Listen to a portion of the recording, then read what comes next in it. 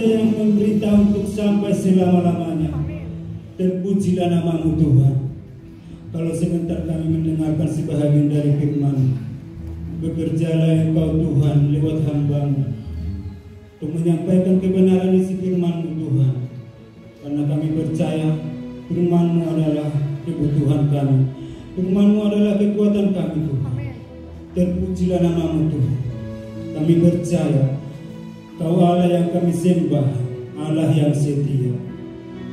Haleluya, sama-sama kita katakan, Kau Allah yang setia. Haleluya, haleluya Yesus.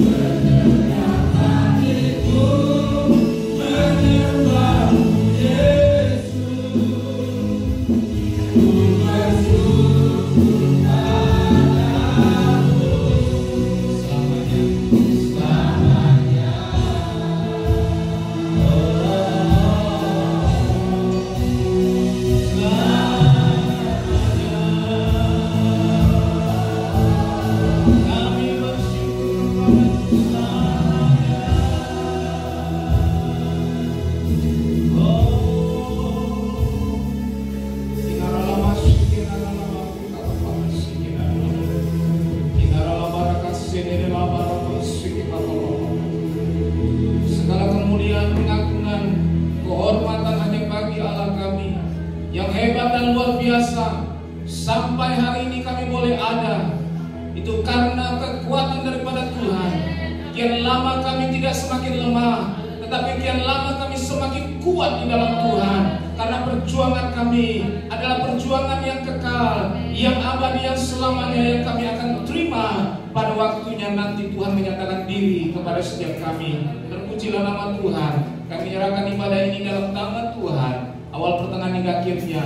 Pemberitaan firman Tuhan, biarlah salib Kristus yang ada menjadi pemberitaan kami, dan kami sama-sama diberkati, dan kami sama-sama dikuatkan. Segala pekerjaan setan kuasa iblis mengganggu konsentrasi kami dalam mendengar dan memberitakan firman. Kami bersepakat mengusirnya di dalam nama Tuhan Yesus. Roh Kudus mengurapi hamba-Mu, dan Roh Kudus mengurapi setiap kami. Dan di dalam nama Tuhan Yesus kami berdoa dan sambut firman-Mu. Haleluya. Amin. Saya mengucapkan selamat pagi, salam damai sejahtera bagi kita semua. Shalom. Senang berjumpa kembali dalam ibadah minggu pertama. Ya, kita tetap berdoa buat Bapak Gembala kita, tetap Tuhan segera pulihkan. Ya, karena Bapak Gembala sudah ada di bawah, tapi untuk naik tangga memang masih mengalami kesulitan. Dan kita doakan supaya Bapak Gembala kita kuat, Ibu Gembala kita tetap sehat sampai akhir kita boleh bersama-sama mengiring dan melayani Tuhan. Oleh sebab itu, mari firman Tuhan akan kita sama-sama pelajari. Saya terinspirasi ketika di dalam perjalanan kehidupan ini ada banyak fenomena-fenomena yang terjadi dalam penglihatan kita. Ya, ada yang kita suka, ada yang tidak kita suka. Ya, yang lalu kita sudah membahas bagaimana waktu-waktu yang kita lalui juga tidak selalu menyukakan hati kita. Ada kalanya menyedihkan, tetapi dalam kesemuanya itu, waktu itu harus kita lalui, dan kita percaya di dalam segala waktu Tuhan ada bersama dengan kita. Pagi hari ini saya ingin memberikan tema pemberitaan firman Tuhan adalah yang lama kian kuat. Amin. Sama-sama kita katakan yang lama kian kuat. Iya. Kian lama itu menuju sebuah proses. Amin. Proses yang kita lalui lewat waktu-waktu yang kita sudah lewati. Kadang ada orang yang semakin lama menjadi lemah. Ada orang yang semakin lama menjadi kuat. Ada contoh, anak bayi semakin lama bertumbuh besar, dia semakin kuat apa semakin lemah? Semakin kuat. Orang tua semakin lama semakin kuat apa semakin lemah? Semakin lemah. Kehidupan itu memang menuju sebagai satu putaran. Ya. Lemah dan kuat, contoh yang saya kasih itu bukan berbicara tentang apa yang mau saya sampaikan, tetapi lemah dan kuat itu menuju sebuah proses waktu yang harus kita lalui. Tetapi pada pagi hari ini saya mau menyampaikan kepada kita, di dalam batinnya, di dalam rohani, di dalam tubuh roh, kita kian lama harus semakin kuat, tidak semakin lemah. Tubuh boleh semakin lemah. Makanya saya kasih tadi contoh, orang tua semakin lama pasti semakin lemah. Itu sudah natural, sudah hukumnya Allah dan hukumnya alam. Dan firman Tuhan juga mencatat, semakin tubuh tua mengalami kemerosotan, tidak semakin kuat. Nah, oleh sebab itu apa yang kita harus perbaharui, apa yang harus kita kuatkan, itu tubuh roh kita, batiniah kita semakin kuat. Ketika kekuatan kita itu yang membuat kita menempuh, berjalan tidak menjadi lelah, berlari tidak menjadi lesu, karena kita mempunyai pengharapan yang kekal. Mari kita buka firman Tuhan dalam 2 Samuel pasal 3. 2 Samuel pasal 3 yang pertama. 2 Samuel 3 ayat pertama, demikian bunyi firman Tuhan. Peperangan antara keluarga Saul dan keluarga Daud berlarut-larut. Daud kian lama kian kuat, sedang keluarga Saul kian lama kian lemah. Amin. Peperangan antara keluarga Daud dan keluarga Saul itu terjadi berlarut-larut.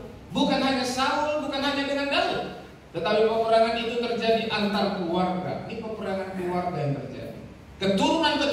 Keturunannya menjadi satu perseteruan. Tapi saya mau menyimpulkan di sini adalah bagaimana peperangan yang dimaksud adalah sebuah masalah. Ya. Kita tahu Saul adalah raja pertama Israel, Daud adalah raja kedua bangsa Israel. Tetapi dalam peristiwa tertentu yang kita lihat dalam ayat sebelumnya, dalam 1 Samuel pasal 16, 17, 18, kita pelajari bahwa memang Saul punya keunggulan. Daud punya kelemahan secara fisik. Saul orang yang tampan gagah, Daud orangnya kecil, tapi dia punya paras elok dan kemerah-merah. Satu pelajaran yang boleh saya pelajari di sini adalah bahwa dalam dua pribadi ada satu pribadi yang semakin lama semakin kuat dan satu pribadi semakin lama semakin lemah. Kita coba periksa kehidupan kita. Engkau Bapak Ibu, saudara-saudari yang kekasih dalam nama Kristus, apakah kita yang hadir pagi hari ini, pengiringan, pelayanan kita semakin kuat atau semakin lemah? Kita yang tahu. Mungkin bisa saja kita berusaha kuat, tapi di dalam hati kita mungkin kita sudah semakin rontok, sudah makin lesu. Kenapa? Karena ada peperangan demi peperangan, ada masalah demi masalah. Masalah itu kadang-kadang bisa, kalau negatifnya bisa membuat kita semakin lemah dan semakin lesu.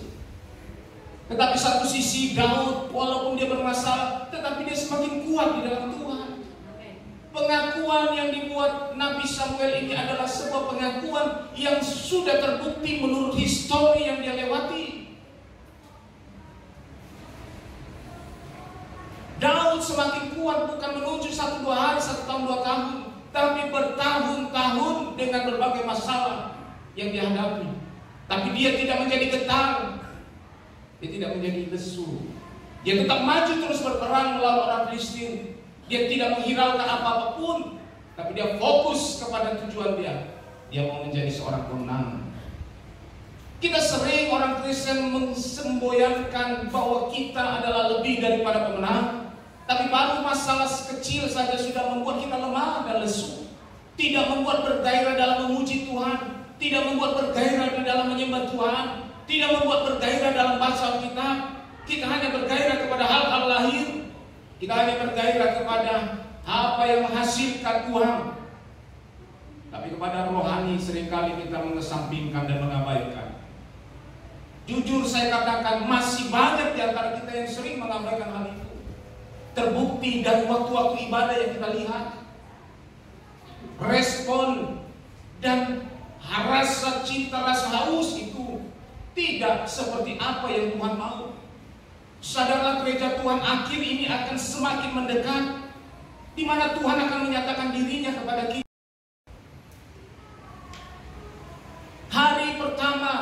Kali pertama maksud saya, ketika Yesus menyatakan diri, dia menyatakan diri sebagai pribadi yang rindu menyelamatkan semua orang. Dia tidak inginkan ada satu orang pun yang binasa di antara kita, tapi dia menginginkan kita semua beroleh keselamatan di dalam Kristus. Kali yang pertama. Tapi kali yang kedua dia nyatakan dirinya, dia ingin memisahkan pribadi. Siapa yang percaya kepada Tuhan dan siapa tidak percaya kepada Tuhan. Makanya ada pujian berkata, telah ada tangisan waktu Tuhan menghukum dunia.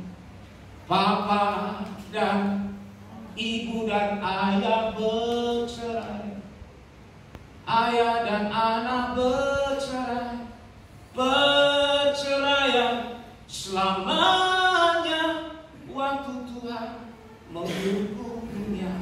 Ini pujian sudah lama kita tahu dan sudah lama kita nyanyikan. Tapi jangan tidak sadar kita bahwa akhir suatu nanti akan ada perpisahan, akan ada pemisahan pemisahan antara yang percaya kepada Tuhan dan yang tidak percaya. Saat ini kita mempersiapkan diri untuk masuk dalam kelompok orang yang percaya, sehingga ketika Tuhan datang menyatakan dirinya, kita tidak terpisah, kita tidak bercerai masuk dalam maut, tetapi kita masuk dalam kehidupan yang kekal. Gereja senantiasa mengajarkan kepada kita untuk kita tetap fokus kepada Tuhan. Dalam pekerjaan, dalam usaha, dalam pendidikan kita, marilah kita tujukan mata kita hanya kepada Tuhan. Di dalam perjalanan itu pasti engkau akan melihat hal-hal yang aneh. Pasti engkau akan melihat kanan dan kiri, depan dan belakang. Ada hal-hal yang menggoncangkan imanmu. Tetapi Kristus memegang tangan kita dan memberikan kita kemenangan. Maka Yesaya 41 ayat 10 berkata, Dia berjanji, Dia memberikan tangan kanannya dan membawa kita kepada kemenangan, bukan kekalahan. Tapi kenapa banyak orang Kristen masuk dalam kekalahan? Karena dia tidak bersedia memberikan tangannya untuk dipegang. Kalau pujian kita berkata, peganglah tangan Roh Kudus setiap saat, setiap hari. Tetapi kita sering mengabaikan, kita tidak mengulurkan tangan. Makanya dalam seringkali Bapak kembali, angkat tanganmu, Tuhan akan berikan tangan, turunkan tangan. Kalau kita tidak mengangkat tangan, bukan angkat tangan hanya seperti ini saja, tapi penyerahan hidup itu berarti angkat tangan. Menyatakan bahwa kita tidak ada kemampuan ya Tuhan, hanya tangan Tuhanlah yang memampukan aku. Ada sangka orang bersangka jalan-jalannya lurus, tapi belum tentu ujungnya mendapatkan kehidupan yang kekal, tapi hidupnya menuju kepada kematian yang kekal. Sadarlah gereja Tuhan, akhir-akhir ini kita tidak lagi bermain-main dalam ibadah, tidak lagi bermain-main dalam melayani Tuhan. Seriuslah kepada Tuhan ya. Kita harus senantiasa benar-benar memiliki hati yang halus. Kian lama jangan semakin lemah, tapi kian lama harus semakin kuat dalam Tuhan, harus semakin kuat. Tidak ada kata lemah. Kalau ada seketika ingin menjatuhkan kita, mari dekatkan langsung kepada Tuhan.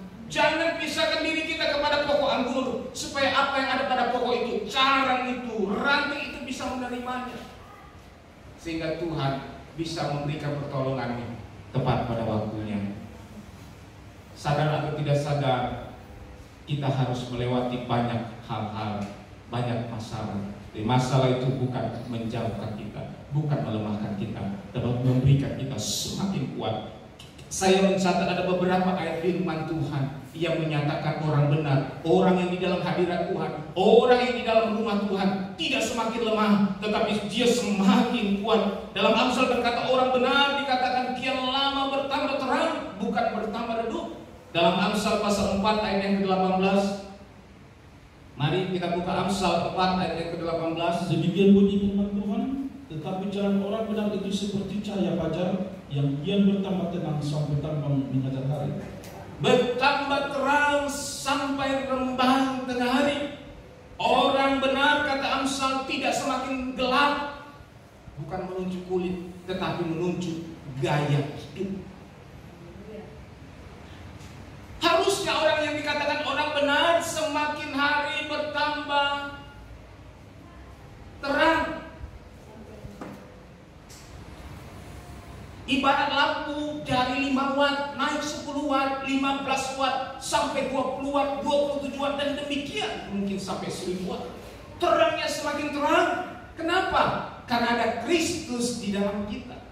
Karena Yesus adalah terang dan Yesus itu ada di dalam hidup kita dan menjadi terang di dalam kehidupan kita. Dan nanti suatu ketika kita masuk Yerusalem baru, bukan terang lampu seperti ini yang menerangi surga kita, tetapi Yesus anak domba Allah yang menjadi lampu penerang yang sesungguhnya. Dia adalah terang yang sesungguhnya, dan terang itu sudah ada dalam dunia, yaitu Bapak, Ibu dan saya adalah terang itu.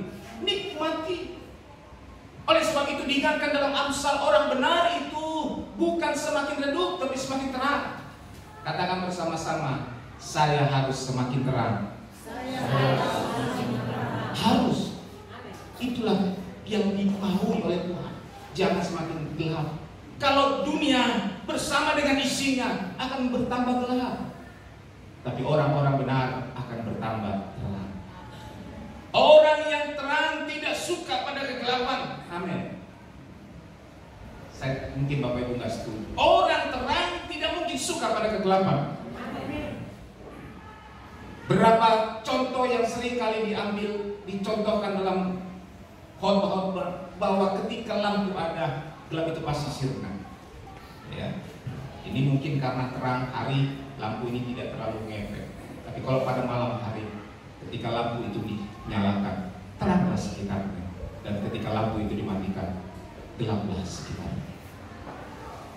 Dunia ini memang dalam posisi kegelapan, sehingga Tuhan menempatkan kita sebagai terang-terang yang ajaib. Untuk apa? Menerangi. Kita bukan terang dunia memang, tapi kita mampu menerangi sekitar kita. Kita menerangi rumah tangga kita. Kita menerangi RT di mana kita berada, di mana RW kita, di mana kelurahan, di mana kecamatan. Kita menjadi pribadi yang terang. Bahkan gereja penyebaran Injil Hosana, kita mau menjadi semakin terang di tengah-tengah lingkungan yang ada. Itu doa dan harapan kita. Kalaupun masih ada hal-hal yang masih proses di dalam mewujud nyatakan terang itu terjadi, kita harus melewatinya bersama. Bersatu kita teguh, bercerai kita runtuh. Mati satu tumbuh 1000. Itu harus menjadi tekad kita. Tidak ada yang bisa menghalangi kekristenan. Tidak ada yang bisa menghalangi iman kita untuk bertumbuh kepada Kristus. Tekanan masalah, aniaya, penderitaan, penindasan, ketelanjangan, kelaparan dan lain sebagainya itu tidak mampu memisahkan kita dari kasih Kristus. Ada satu komitmen tekad, sekalipun sampai titik dari penghabisan, aku mau mengiring dan melayani Tuhan sampai aku menutup mata. Sebentar lagi waktunya kita akan menutup mata. Bukan untuk menuju tidur sebentar malam, tetapi waktu akan tiba. Tinggal tunggu tanggal mainnya saya. Tapi persiapkanlah diri kita menyongsong hari Tuhan yang mendekat. Jangan bermain-main. Orang benar harus semakin terang, bukan semakin gelap. Pemazmur juga mengakui bahwa ketika kita di dalam rumah Tuhan, maka semakin lama kita semakin kuat berjalan. Dalam Mazmur pasal 84 ayat yang ke-5 sampai yang ke-8. Mazmur 84 ayat 5 sampai yang ke-8.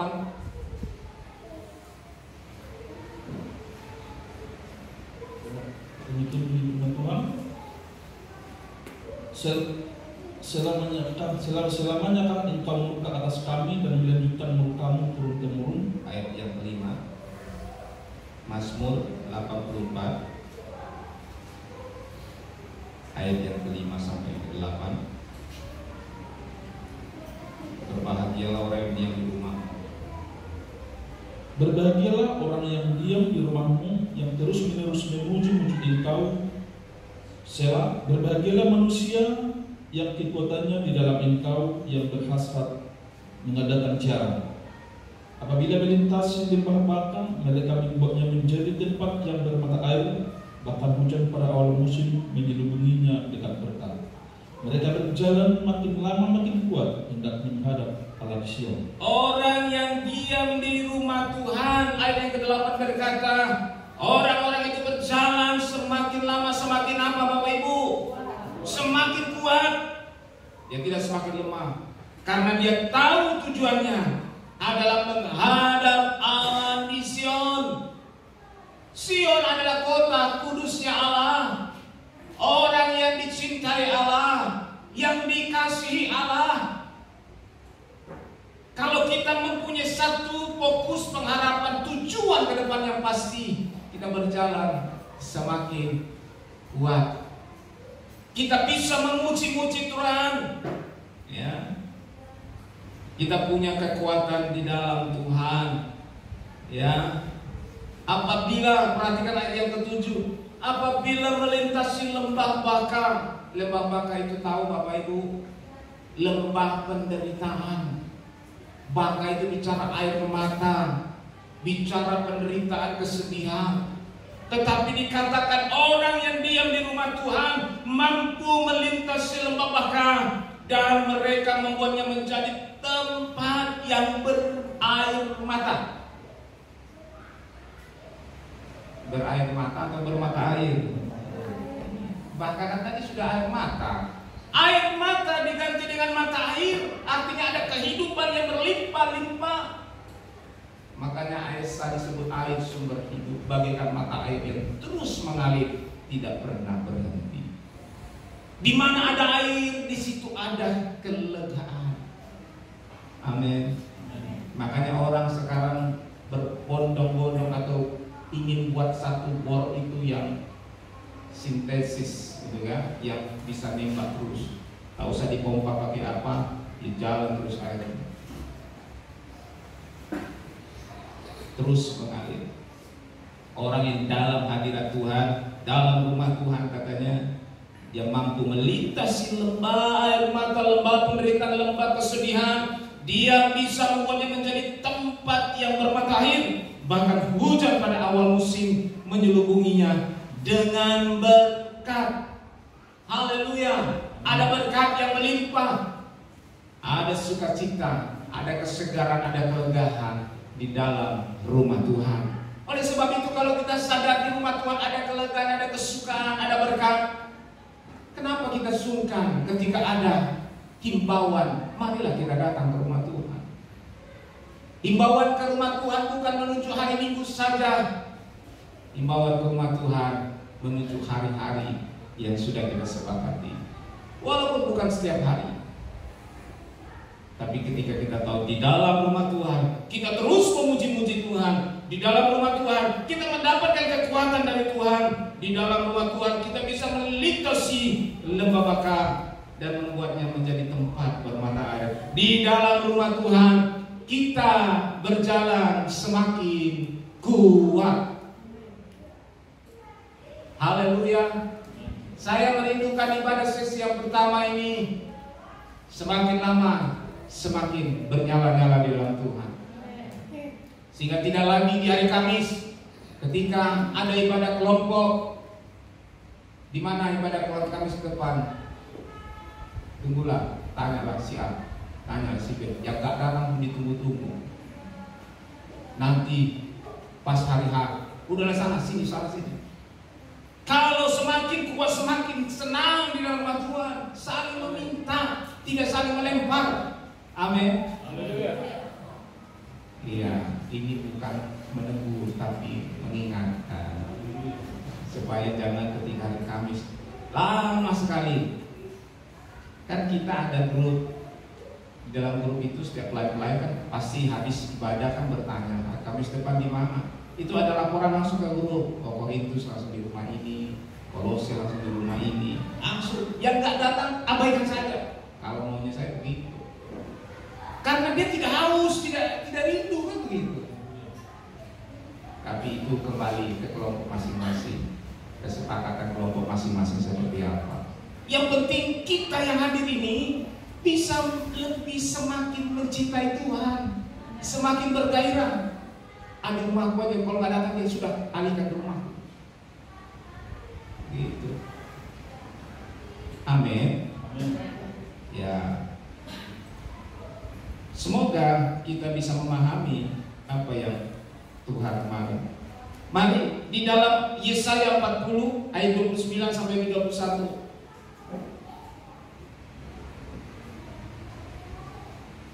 Yesaya 40 ayat 29 sampai 31. Demikian bunyi firman Tuhan. Dia memberi kekuatan kepada yang lelah dan menambah semangat kepada yang setia berdaya. Saya ulangi, dia memberi kekuatan kepada yang lelah dan menambah semangat kepada yang tiada berdaya. Orang-orang muda menjadi lelah dan lesu dan teruna-teruna jatuh tersandung. Tetapi orang-orang yang menanti-nantikan Tuhan mendapat kekuatan baru. Mereka seumpama rajawali yang naik terbang dengan kekuatan sayapnya. Mereka berlari dan tidak menjadi lesu. Mereka berjalan dan tidak menjadi lelah. Amin. Kekuatan kita bersumber dari siapa, Bapak Ibu? Dari Allah. Dia memberikan kekuatan kepada yang lelah dan menambah semangat kepada yang tiada berdaya. Jika saat ini kita sedang mengalami kelelahan, ketiadaan berdaya karena masalah kita, ada Tuhan yang selalu memberikan support kepada kita. Ya. Dia terus memberikan kekuatan kepada kita. Tapi kita sering jauh, bagaimana Tuhan memberikan kekuatan? Makanya saya berkata dalam ayat yang lain, bukan kurang panjang tanganku untuk menolong, tapi kita seringkali tidak mengulurkan tangan. Bagaimana Tuhan mau tolong? Ketika seorang berjabat tangan, harus masing-masing merelakan diri memberikan tangannya untuk berjabatan tangan. Tidak mungkin ketika saya mau berjabatan tangan dengan Pak Putri diam saja. Tak terjadi berjabat tangan. Saya punya orang-orang dan dia tidak mau. Tidak terjadi. Demikian Tuhan. Dia mengulurkan tangannya setiap waktu. Tidak ada hari tanpa dia mengulurkan tangannya. Tapi kita kadang mengabaikan. Kita berlipat tangan. Aku masih kuat. Kita berkata demikian. Tapi pada waktu kita tidak bisa berdaya, oh Tuhan, kita baru nangis. Memang kenapa manusia tidak pernah luput dari masalah? Supaya kita tahu bahwa kekuatan sesungguhnya daripada Tuhan. Amen. Kalau kita tidak dibiarkan ditimpa masalah, kita seringkali lupa kepada Tuhan. Makanya doa dan harapan dari gereja yang sempurna, bukan jauhkanlah penderitaan, tapi biarlah dalam segala penderitaan yang kami alami, Tuhan senantiasa memberikan kekuatan. Tuhan sumber kekuatan kita. Ayat yang ke-30 berkata, orang-orang muda menjadi lelah dan lesu dan teruna-teruna jatuh tersandung. Banyak sekarang gereja-gereja yang sekarang mengalami kelemahan, kelelahan. Mungkin tak kunjung datang apa yang didoakan tidak terjawab. Tetapi ayat 31 berkata, tetapi orang-orang yang menanti-nantikan Tuhan mendapat kekuatan baru. Mereka seumpama raja wali yang naik terbang.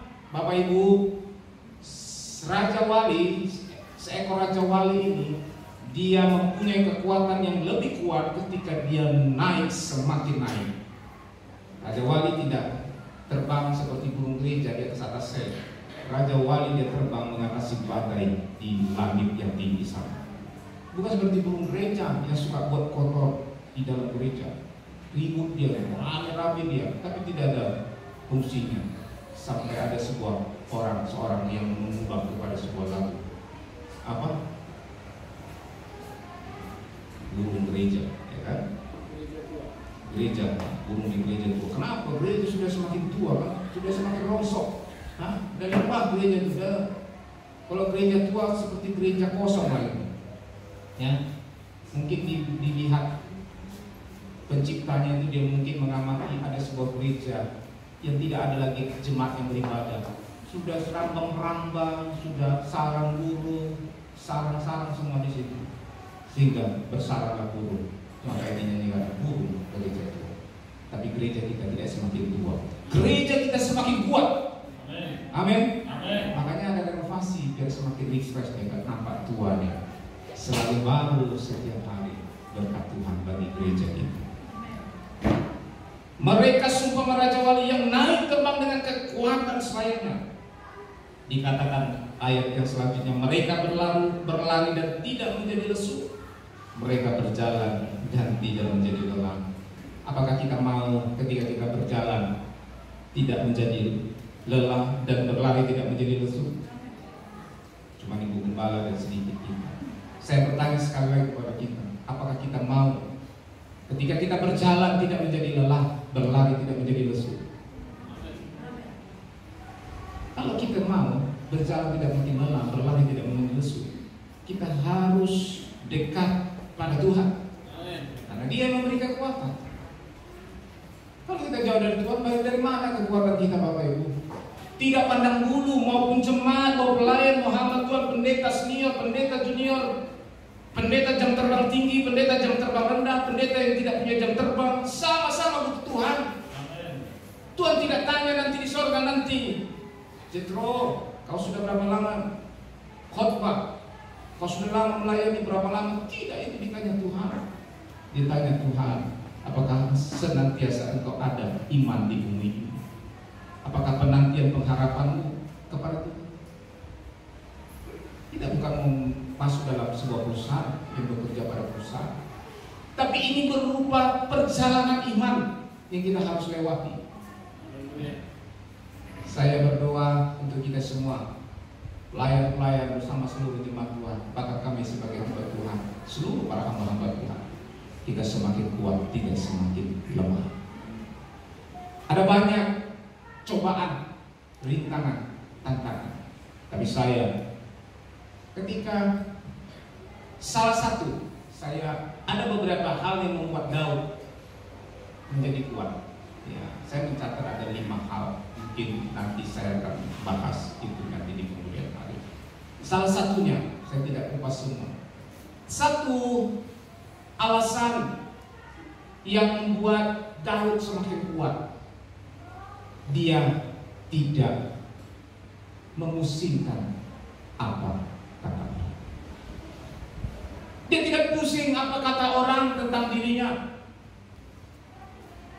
Dalam pesawat kemarin saya merenungkan, ya, firman Tuhan ini. Ketika Daud dia mengembalakan domba ayahnya, itu pun cuma 2-3 ekor. Ketika ada pemilihan raja, dia tidak masuk dalam nominasi hitungan secara pandangan manusia. Ketika dia mendengar ada peperangan yang akan terjadi antara Filistin dan bangsa Israel, dia datang dari kandang dombanya atau dari padang di mana dia mengembalakan domba. Dia datang.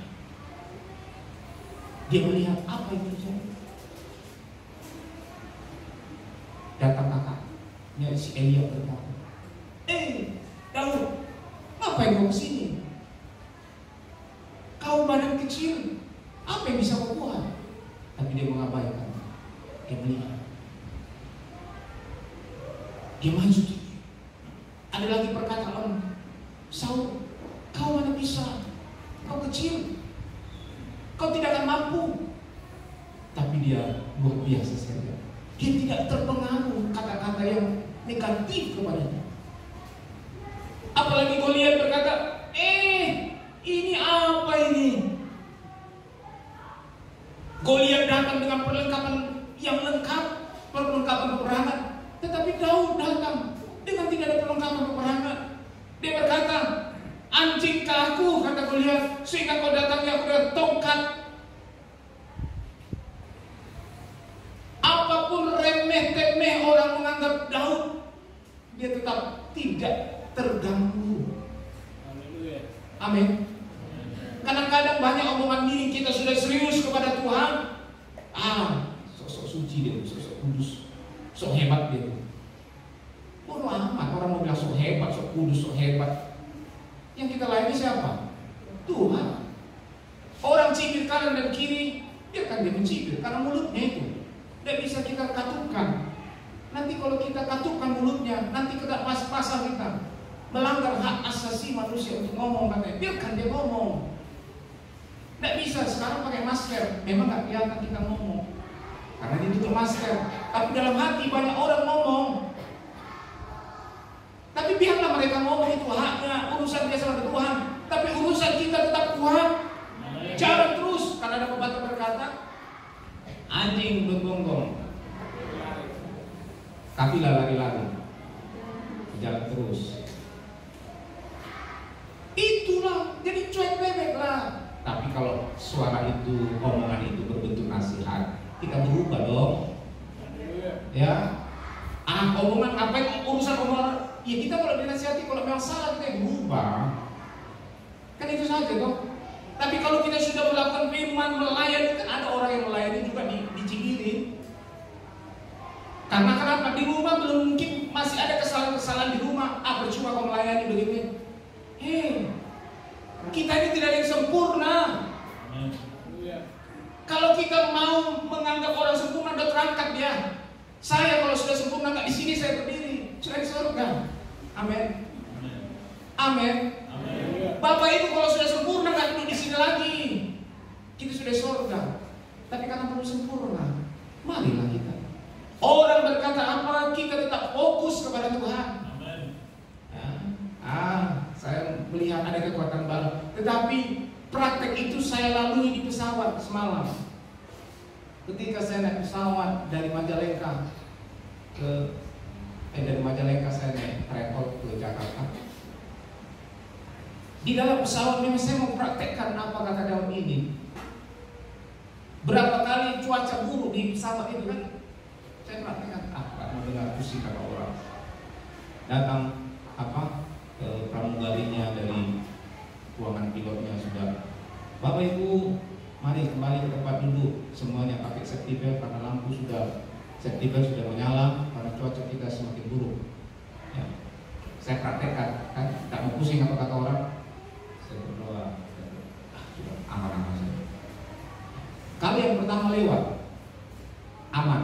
Kali yang kedua goncangan semakin kuat. Bapak Ibu kembali diingatkan, kembali semua tenang. Kita sekarang mengalami gangguan cuaca yang kurang baik. Saya praktekkan lagi, tak mau pusing kata si pilot ini kan, pramugari ini. Saya tetap tenang. Kali kedua lolos, tenang saya tenang. Tapi kali yang ketiga saya berusaha tidur, nggak bisa tidur. Goncangan lagi. Waduh Tuhan. Kali yang ketiga memang tidak lolos. Artinya apa yang dibilang itu terngiang-ngiang. Oh Tuhan, apakah di sini waktunya Tuhan? Ya artinya kita sudah berdoa, sudah mulai gak tenang. Memang susah Bapak Ibu. Karena kita mau enak kan, saya berusaha mempraktekkan itu. 1, 2 lolos, 3 gak lolos, 4 makin gawat Bapak Ibu. Makin bukcuk. Oh Tuhan, bagaimana aku tidak bersingkat kata si pramugari, karena kondisinya memang lagi goncang. Ini memang nyata di dalam dunia kehidupan kita sekarang. Kadang-kadang memang bisa kita kuat, kadang-kadang kita bisa gentar menghadapinya. Tetapi ketika kita kuat, ketika gentar, tetaplah dekat pada Tuhan yang selalu memberikan kekuatan, memberikan support kepada kita. Dekatlah kepada orang-orang yang selalu memberikan kata-kata pengharapan, kata-kata penguatan, kata-kata penghiburan. Waktu orang lemah tidak dibutuhkan kata-kata hujat dan kata-kata hakiman. Waktu orang lemah kita membutuhkan kata-kata yang memberikan kekuatan. Makanya ketika ada orang kemalangan, kita bukan memberikan kata-kata penghakiman, betul? Kita memberikan kata-kata apa? Penghiburan.